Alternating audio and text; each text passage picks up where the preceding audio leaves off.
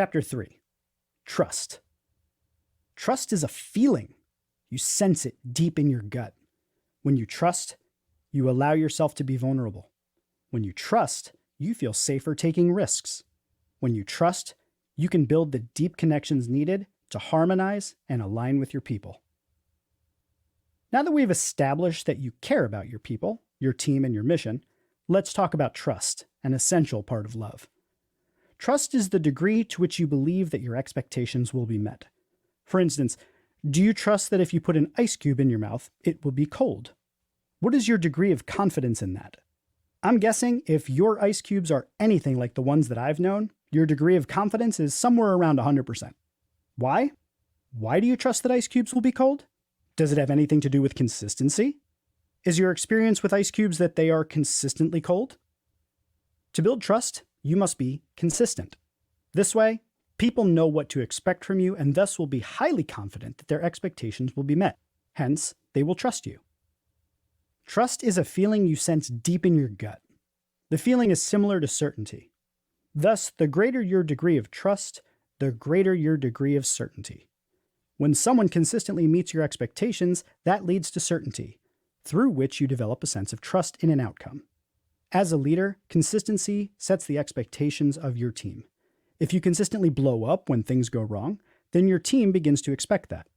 If you are consistently genuine, caring, and empathetic when things go sideways, then people expect you to respond in this manner when issues arise. If you consistently exhibit care in your team members' growth, they will come to trust that your care is more than just words. Achieving consistency requires patience. You cannot establish a reputation for consistency on day one. You have no track record. In the beginning, you can only set expectations. Day in, day out, you'll need to reinforce those expectations through your words and actions. If you do this, your people will come to trust you. Take the time, do the work every day. People have to trust that you, 1, know what you're doing. 2, mean the words that you speak. 3, will help them achieve their goals. 4, will protect them from outsiders. And 5, will keep them safe. Without trust, your team will be weak. With mistrust, your team members will leave at the first opportunity. If you do not earn their trust, the people you are trying to lead will never follow you. Trust also creates the conditions for valuable, useful, and actionable feedback. Even with good intentions and well-thought-out plans, you still need a critical feedback loop, and you will never get that if people lack the trust needed to give you honest feedback. So let's look at how to build trust. Sit on the same side of the table. The most important framework I can offer you is this. Sit on the same side of the table. You can lead a team only if you're on the team. Pay attention. This could be perhaps the most important, useful, and practical point in this book.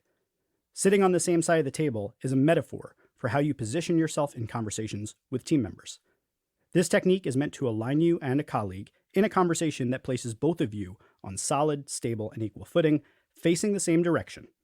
It removes defensiveness and creates a tone of collaboration and partnership by speaking to common goals. Sitting on the same side of the table is about engaging one of your most important human attributes. I'll explain. On my podcast, Shareable, I used to ask all of my guests, what is the most important skill of the future? In numerous episodes, by a wide margin, the number one answer was empathy. This was so far and away the top answer that I began applying the condition that guests had to choose a different word. For the uninitiated, empathy is a tool to deeply connect with other human beings and living things. It is what helps us deepen our understanding of each other and ourselves. It is the practice of attempting to experience something through someone else's perspective. It is listening to another's lived experience and using that to see through their eyes and hear through their ears. It is a practice of getting out of your own head and seeing reality from a different angle to expand how we process the world around us. And empathy is a not-so-secret weapon. Almost all humans can access this amazing tool, yet far too many forget to use it. Lovable leaders foster an environment of empathy and respect in their organizations. These qualities build resiliency. Environments of empathy and respect quickly bounce back from failure and emerge stronger than before. Empathy allows you to be flexible in the face of setbacks, rather than holding firm to your rigid beliefs so that you can find new solutions. Used as a consistent framework, empathy allows your employees and teammates the space to work through problems that are holding them back. You need empathy to help someone else grow, to help your team play more cohesively, and to form a strong bond with your team. Empathy is your most important tool. Guard it, use it, treasure it, never lose it. Empathy is foundational in communicating to your team that you are not only with them, but one of them. With that in mind, here are the 6 actions you take to sit on the same side of the table. Step 1. Set the table. When you set the table properly, it becomes clear that you are both sitting on the same side of it. There are 2 elements of setting the table. 1, framing the conversation, and 2, identifying everyone's goals and creating alignment. In any conversation, but especially if you need to have a difficult conversation with someone, start by setting expectations, adjusting the frame with which they process the conversation, and gaining their consent to continue. For negative conversations, I call this softening the defenses. Prime the other person for the emotional response they are likely to experience. This limits unpredictable emotional responses. People tend to react better when they are prepared for a conversation because, with few exceptions, people don't appreciate being blindsided in a conversation. Here's an example of how you might do this.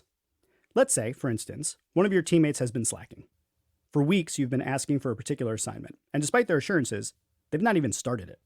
Under normal circumstances, an untrained leader might apply pressure with an underlying tone that is intended to elicit a fear response.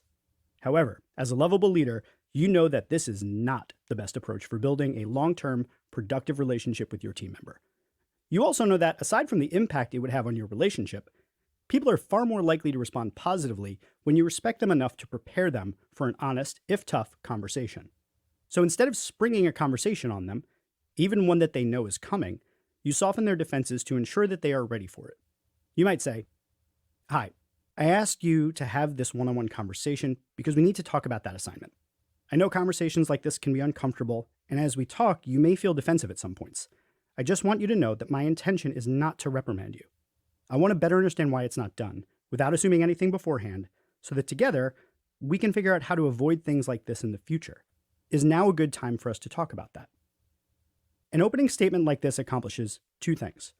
First, it preemptively addresses any emotions that may come up. Acknowledging the likelihood of these emotions provides validation should they arise. It also may trigger a more mindful awareness of how they are feeling that may temper their reaction to those emotions. Second, this statement clarifies your goals and intentions for the conversation. You can change how the other person perceives what you are saying by framing the conversation around a desired outcome.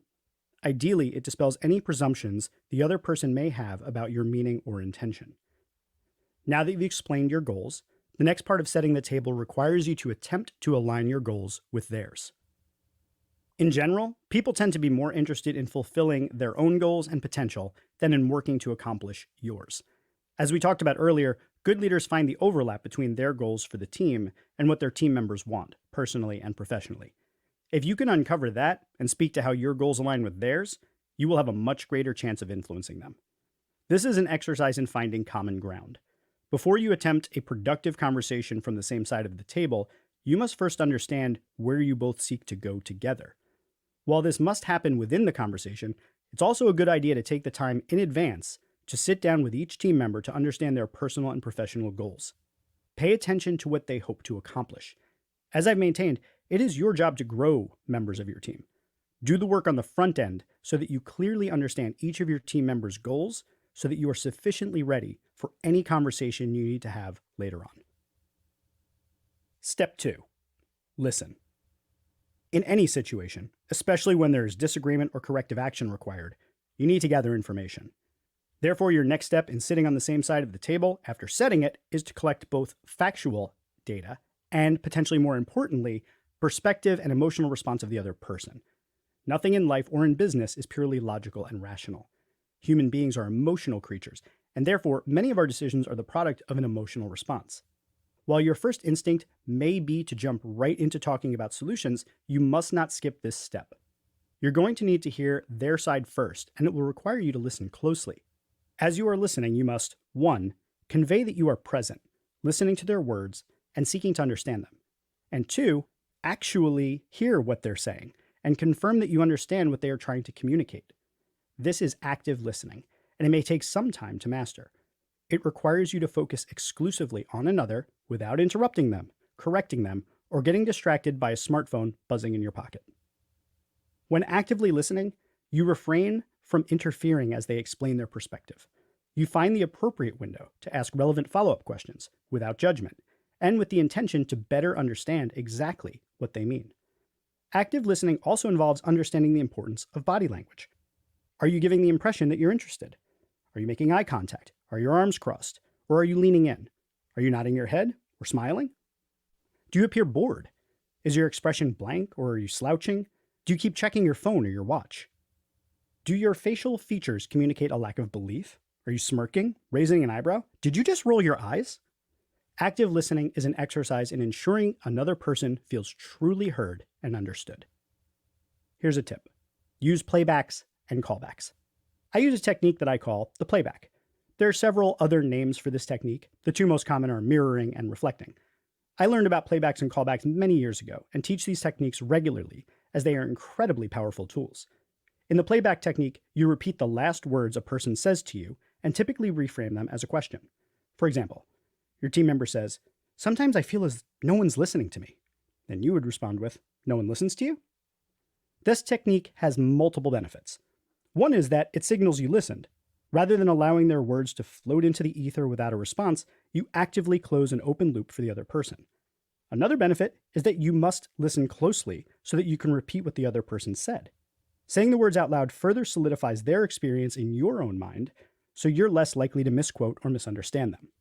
A third benefit is that this technique prompts people to keep talking. For example, team member says, "Sometimes I feel as though no one listens to me." You say, "No one listens to you?"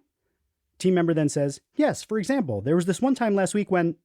And here they proceed to explain their thoughts and feelings, giving you the opportunity to better understand their experience.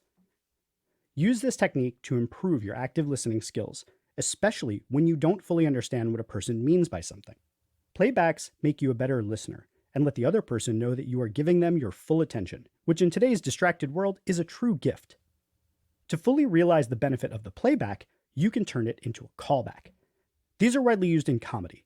The essential idea is that, toward the end of a set, a comedian tells a joke that refers to one told earlier in the set to build a sense of rapport, a familiar in-feeling with the audience.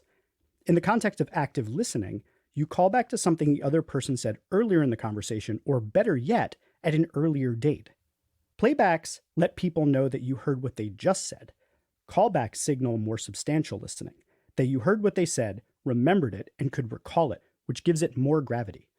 For instance, team member says, "I think things are going really well with this client. They seem to understand our process, and I think they're going to be impressed when we send them this deliverable." And you say, "That's great. I remember that the last time we spoke, you mentioned that sometimes you feel as though people don't listen to you. I'm sure that this feels very rewarding since the client is so clearly dialed in and obviously heard you loud and clear." Use playbacks and callbacks to communicate that you are listening and that you have a pattern of being a good listener. This shows others that talking to you is of consequence and that you care. Step 3. Practice curiosity. There are a few objective and absolute truths in this world. Even things that are factually provable by science can often be seen from another angle. Although we could surely debate the importance of coming to a singular agreement over the objective realities of climate change, that the Earth is a sphere, or whether evolution or intelligent design should be the dominant theory taught in schools, there is little doubt that an open mind is valuable in the context of leadership. As humans, we tend to interpret events and assign truth to them. But someone else can view the same event and interpret it from a completely different perspective. They, too, assign truth to it in their minds. Many disagreements escalate and issues remain unresolved in the clash between two people's perceived truths. If your goal in leadership is to be right, all you need to do is go on believing that your perception is the truth, and reality will be quite simple. But this approach builds neither trust nor loyalty, and it certainly doesn't make a lovable leader. Great leaders constantly question their own perspective and refrain from assuming what people mean or what their intentions may be. Great leaders see everything in shades of gray. A willingness to be wrong makes you quicker to forgive and better at connecting with your team. The secret to unlocking this mindset is to practice curiosity. Genuine curiosity is the antidote to a closed mind because it requires you to be intensely interested in learning something that you did not know. This will help prevent you from getting stuck on what you already know or assuming you already know everything you need to know. So here's another tip. Start by asking yourself, what happened? When something occurs, all we can be sure of is that it happened. What it was is a matter of perspective. This applies to virtually any situation in business. For instance, a team member could be late in delivering an assignment. Two team members could disagree and each perceive the other as rude, or a business unit could consistently fail to deliver high quality work. As a lovable leader, rather than yelling or scolding or disciplining, your first steps will always be to understand how the other people involved perceive the event or why they think it occurred. Ask questions and keep an open mind. Once you think you understand the other perspectives, repeat them back to ensure that you are correct. If they agree, move forward. If not, continue fact-finding until it is mutually established that you fully understand. Going further, do everything you can to ensure that you do not unfairly shape your fact-finding mission and decisions with unconscious biases. We all have these as a result of our upbringing, experiences, media consumption habits, and more. If you and your team have not gone through unconscious bias training to become more aware of how a person's decision-making can be unintentionally distorted, then I highly suggest it as a positive step. Aspire to look at things with an open mind and consider your own perspective. If you assume that you are right and definitively see things clearly, you're not being helpful to your team. Once you understand their position and have demonstrated that to them, you will have shown that you care enough to hear their side. Let their perspective inform your own, then explain your perspective to them. This will reframe the conversation around the factors that are important to everyone involved. Step 4. Validate instead of judge. People mess up. Everyone makes mistakes. But if you accuse someone of being wrong, you will immediately put them on the defensive.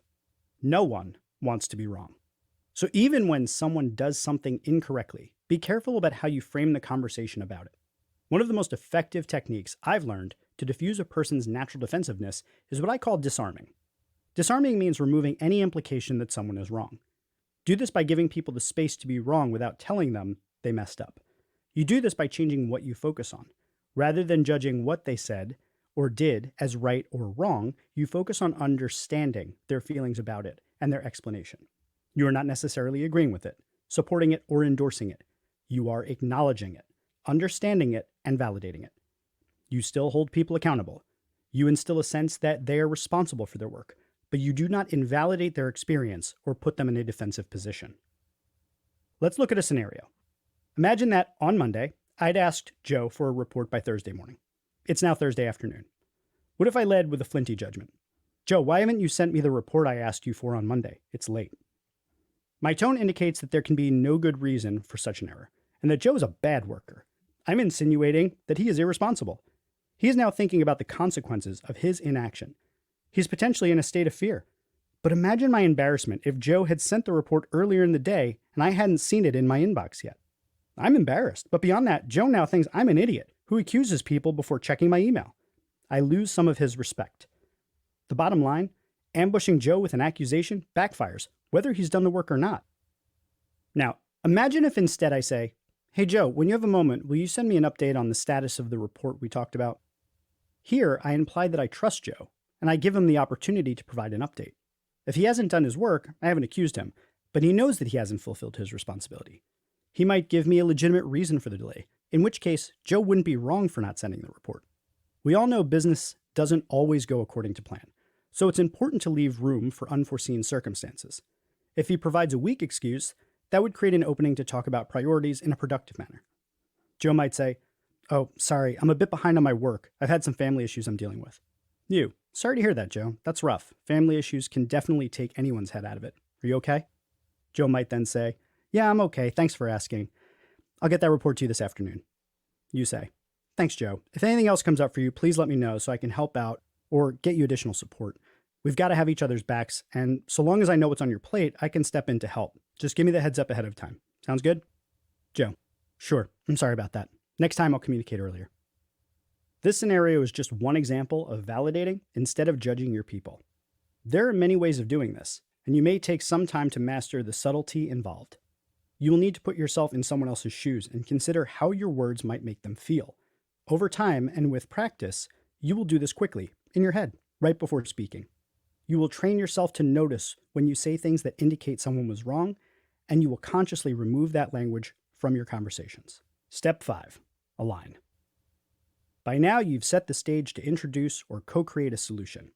You have set up the conditions for a productive conversation with context and goals, listened to their perspective, and validated their experience. You should be firmly sitting on the same side of the table, looking in the same direction towards solutions. Now is where you want to talk through a solution that aligns your goals with their goals.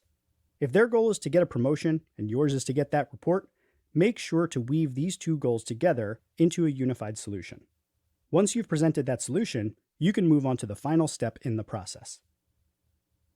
Step 6. Close the loop. You cannot get buy-in without consent. In any conversation where you are proposing solutions, requests, or changes, you must get consent at the beginning and then again at the end of the conversation.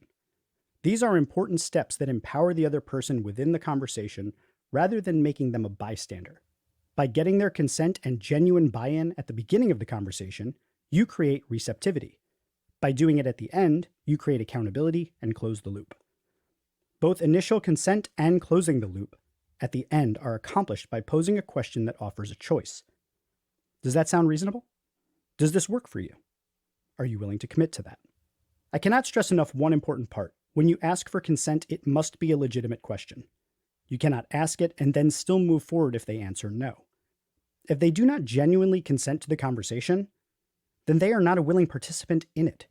If they do not genuinely accept or consent to the suggestions, changes, or accountabilities at the end of the conversation, then you are giving orders and should not be surprised if your teammate is disengaged. Building on the conversation above about the incomplete assignment, after you've laid out the reason for the conversation, you might add, I know that we set aside time for this conversation, and I want to make sure that you're okay to have it. Is this something you're ready for us to talk about? The end of this conversation, after you've come up with proposed solutions together, could go something like this. You. Thanks again for having this conversation today. To recap, we talked about, and then insert your various solutions. Did I miss anything, or does that cover everything we talked about? Them. No, that's everything. Then you might say, great. Do these all seem like reasonable solutions to you? Are you comfortable with everything we came up with? Them. Yes, that all works for me. This is an ideal response, but if something doesn't work for them, you'll have to do more to arrive at a solution you both agree on. Authentic consent is an agreement between two parties so that no one feels pressured or taken advantage of. It's a sign of respect, and making it a requirement creates an environment for safety. It belongs in every part of life. Apologize Immediately by Chris Brogan. Author, journalist, and marketing consultant Chris Brogan wrote a blog post called Apologize Immediately. In this article, Chris shares the rule of 3 A's, which he describes as a great way to improve your relationships at work, at home, and wherever you interact with humans. The 3 A's is a useful framework for leadership and customer service, and even in your personal and romantic relationships. They are 1. Acknowledge. 2. Apologize. 3. Act. This represents a sequential order for conversations, where you first acknowledge or validate what the other person says, whether they voice a complaint, frustration, a feeling, or anything else. After that, you sincerely apologize. Don't use corporate speak, use empathy. Whatever you acknowledge should be something you care enough about to apologize for. The final step is to act. You tell them what you will do about the situation. Hopefully, your answer is not, do nothing. I have used this framework for years, and it is magical. It has turned people who are upset into people who feel heard and cared for. For example, when I had to calm down a client who didn't like some design work our team had done, you're right. This design work is not up to the standard that you expect from us. We're sorry that this didn't hit the mark. I know this is an important project for you, and you were planning to launch next week. I'm going to regroup with our design team, move some things around, and come back with some new designs for you to review by end of day tomorrow. You can also use this strategy proactively, even before someone is outwardly upset, as I do when I've talked over people. Hey, I know there have been a few times recently when I've interrupted you or talked over you in meetings. I'm really sorry about that. It is not my intention to imply that your contributions aren't important or to steal your spotlight. Over the course of the next few meetings, I'm going to put myself on mute and make sure not to chime in until you've finished what you're saying. After validating, apologizing, and then describing the action you will be taking, you may want to add one more step. Ask. You can ask a question either to gain consent for the action or to gather additional information that will help you deliver on that action. The ask step gives the other person the opportunity to agree with your proposed action or offer an alternative. If their alternative doesn't work, you can go back through the 3 A's. Continue to repeat this until a solution is found. This might sound like a lot of work, but in my experience, it is worth it. People who have been acknowledged, apologized to, and offered a resolution through action tend to soften substantially and become more reasonable and understanding. Honesty and transparency. This may sound obvious, but if you want to build trust, you must be trustworthy. If you are discovered hiding something, or worse, lying, it can take a long time to earn back that trust. In order for you to be trusted, people must sense that you are not hiding information from them. Therefore, transparency and honesty are critical. As stated earlier, consistency sets the stage for trust to be built. If trust is the degree to which you believe that your expectations will be met, then lies, deception, and deliberately hiding information are all inherently disruptive to trust. Each subverts or confuses the expectation of consistency. Let me illustrate this. Say you're married, and every day for the last 3 years, you've woken up and made your partner breakfast. You go downstairs, brew coffee, prepare a breakfast sandwich with cage-free eggs, artisanal ham, and a nice aged cheddar. You even toast the bread. You drive your partner to work, kiss them goodbye, and drive off. It's your morning routine.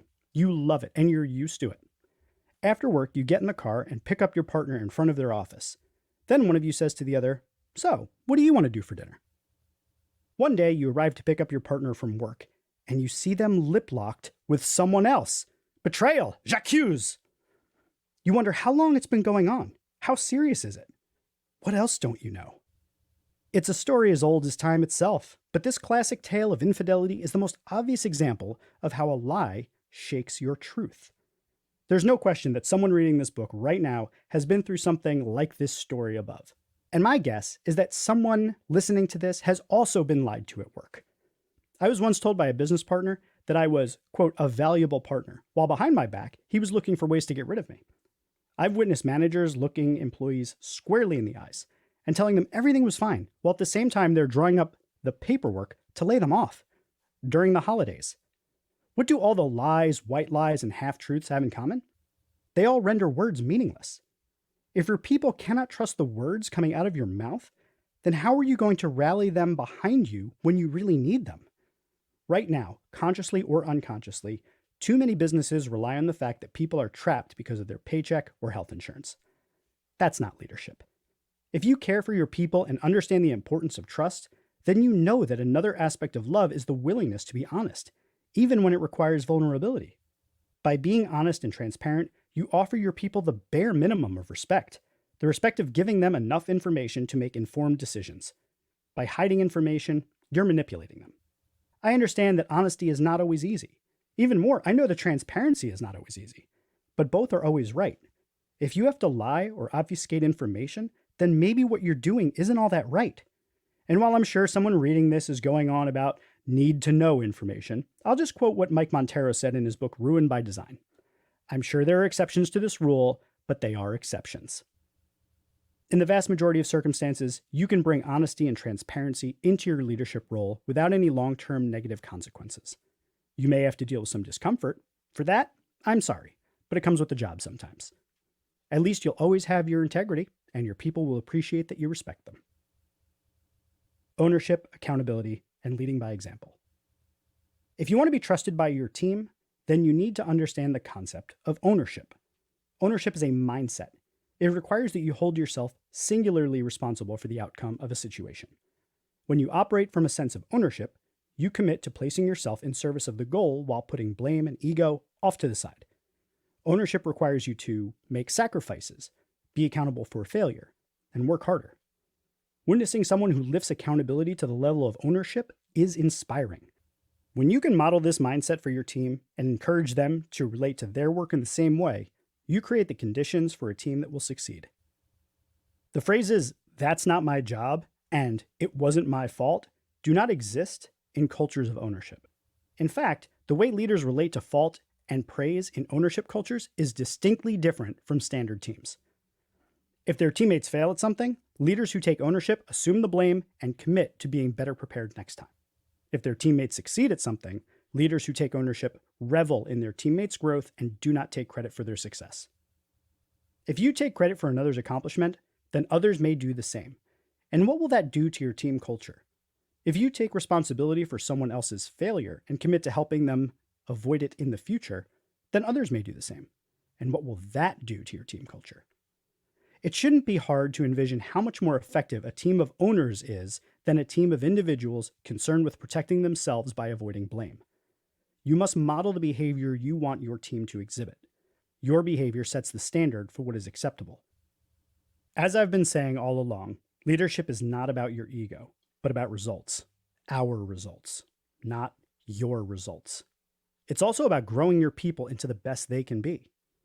Are you ready to indulge another superhero story as an example? Toward the end of Avengers: Age of Ultron, the blockbuster sequel to the first Avengers movie, Clint Barton, known as Hawkeye, leads by example, and in doing so, changes the entire course of the Marvel Cinematic Universe.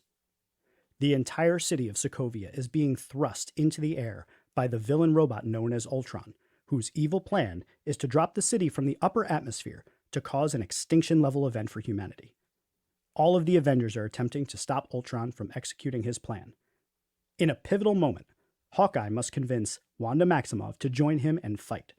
Wanda, known as Scarlet Witch, is one of the most powerful characters in the entire MCU, but she is terrified. In the face of extraordinary danger, Clint, and not without nodding to the audience about the ridiculousness of the situation, shows us how to lead. As an epic battle rages beyond the walls of the building they are temporarily sheltered in, Clint demands to know if Wanda is up for the fight. She stares at him, frozen with fear, as he declares he will go back out and fight with only his bow and arrows.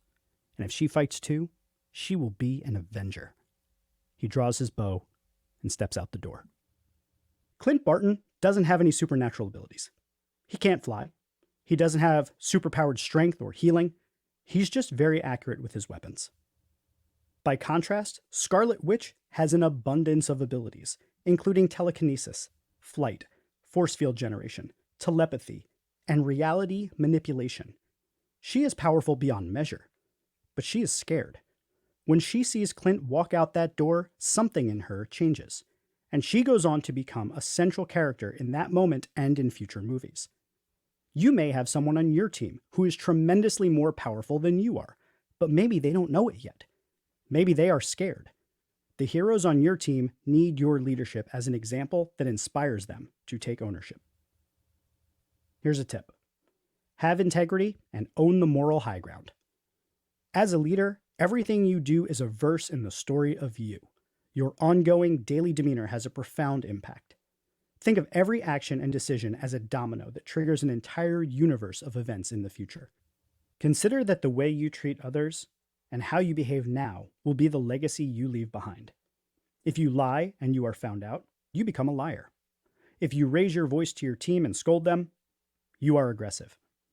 If you take all of the credit for your team's success, you are unappreciative and egotistical. If you make unethical decisions, you are an unethical person. If you do not create an environment of safety and inclusion, you will lose the opportunity to build the best team, hire the best talent, and accomplish your highest potential. You have no idea who your team members will meet with or know in the future, or what organization they might move on to next. The people you have wronged in the past may be the same ones speaking to your candidate of the present, and thereby impacting your success in the future. So ask yourself, if you came back from the future, what choices would you undo? What decisions would you change? You are not perfect. I am not perfect. There is no perfect leader. You are not striving for perfection either. You are striving for integrity, which will follow you everywhere you go. You will make mistakes as a leader, but you are both the sum and the average of your actions. People will be quicker to forgive and move forward if they trust your intentions. Take out the trash sometimes. Will Reynolds, the founder of Sear Interactive, a Philadelphia-based SEO agency, talks about taking out the trash. His point is about stepping in where necessary, even as the CEO, whether that means answering the phone or taking out the garbage. He even went so far as to mention it when he did a CEO swap with Rand Fishkin of Moz. Whereas a boss will make sure to let you know what is technically your job, great leaders step in when they are needed. It should naturally feel less important to stay rigid to what's technically your job when your mindset is about sacrificing so your team can win. As a lovable leader, you will do whatever is necessary to help your team succeed. Doing this shows your team that you are one of them. They need to know that you understand them, that you know what it's like, and that you are not above doing what needs to be done to support the team. That said, as the leader, you also need to know when to call it quits, as Fishkin rebutted when his CEO swap with Reynolds ended. The point is not that you must take out the garbage or do the work for your team.